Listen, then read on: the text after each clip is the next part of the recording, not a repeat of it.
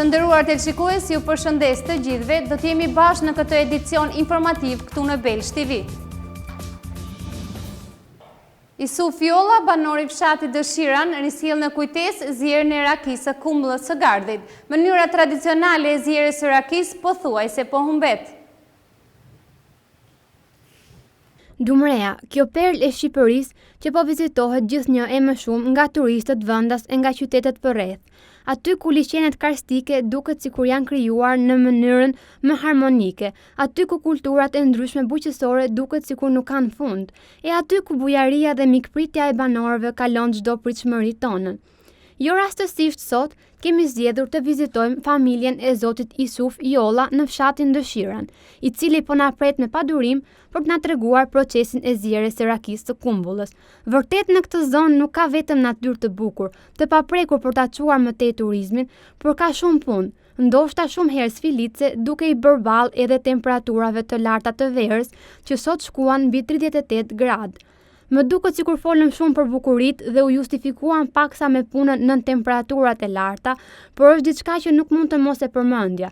Por të vazhdojmë më tej e të mos e lëmë dhe zotin Isuf të na presë më shumë. Fytyra e tij e qeshur dhe natyra e tij gazmore tregonte shumë për ardhen tonë në shtëpinë e tij. Ndonse kishte filluar punën që herët në mëngjes, sepse vapa bën të vetën, tha ai, filloi të na tregonte pa humbur kohë për pjesën e vendosjes së kazanit të rakisë, futjen e lëngut të kumbullave të fermentuara, ngjitjen e kazanit ose vulosjen e tij, deri tek rregullimi i prushit të zjarrit, rregullime deri në detaje, të cilat lidhen drejt për drejt me cilësinë e pijes tradicionale shqiptare, atë të rakisë. Mëtej, duke na folur për llojet e rakisë që kishte prodhuar, naftoi që t'i provonim në hijen e freskët të pemëve në kopshin e tij tipik tradicional. Na tregoi për rakinë e xinxifeve. Ju duket e pa dëgjuar më parë, po ja që zoti Isuf e kishte prodhuar, por rakinë e kumbullës së përzier me shafran e kishte dëgjuar, apo mos ndoshta edhe e keni provuar.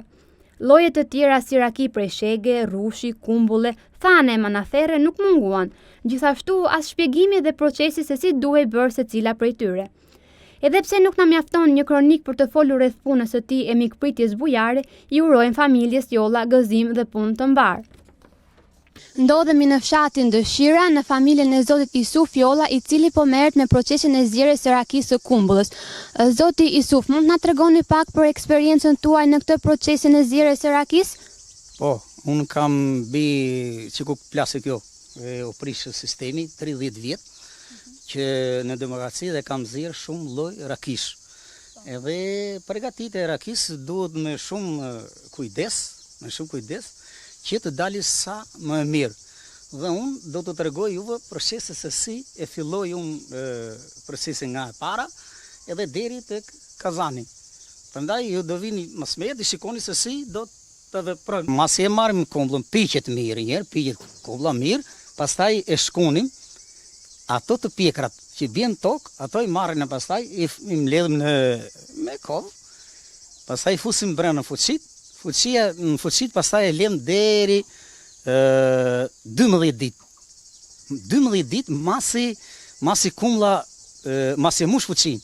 Mas 12 ditë do të përzier 2 herë në ditë me dorë, me krah. I përziej me 2 herë në ditë, e përziej. Edhe një herë në mes, një herë në darkë, edhe duke e shtypur, e lëm pastaj i fusim unë kam provojën time që i fus 2 kova ujë të nxehtë, kur vetëm i gjysmë fuqia e kumës, i marr një kovë me ujë të nxehtë, pastaj ja shtije brenda. Masi mush prap pjesën tjetër, kur afro prap edhe një kovë tjetër. Ajo uji i nxehtë e fermenton, pastaj edhe e zbërthen kumbullën.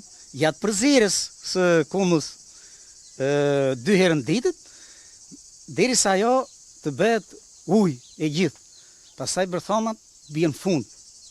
Kështu e kam përvojën time, e marr pastaj me kovë nga lart, edhe e shtim në kazan pastaj i bëjmë ato punë tona. Kazani bëhet vetëm me prush, nuk bëhet kështu me rrëfut flak. Ju do ta shikoni vetë se si vazhdon procesi i zjerjes, pastaj çdo raki unë zjej 2 herë. Asnjëherë tek rakia, vetëm rakia e rrushit zjehet një herë.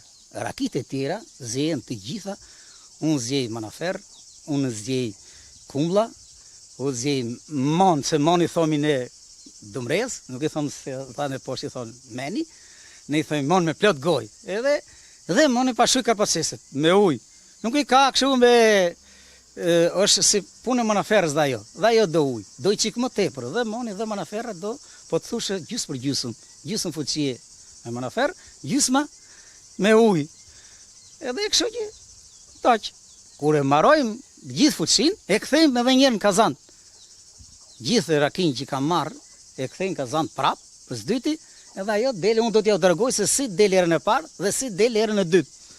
Të ndëruar televizionistë, kjo ishte gjithçka e përgatitur për ditën e sotme, bashkë më takofshim.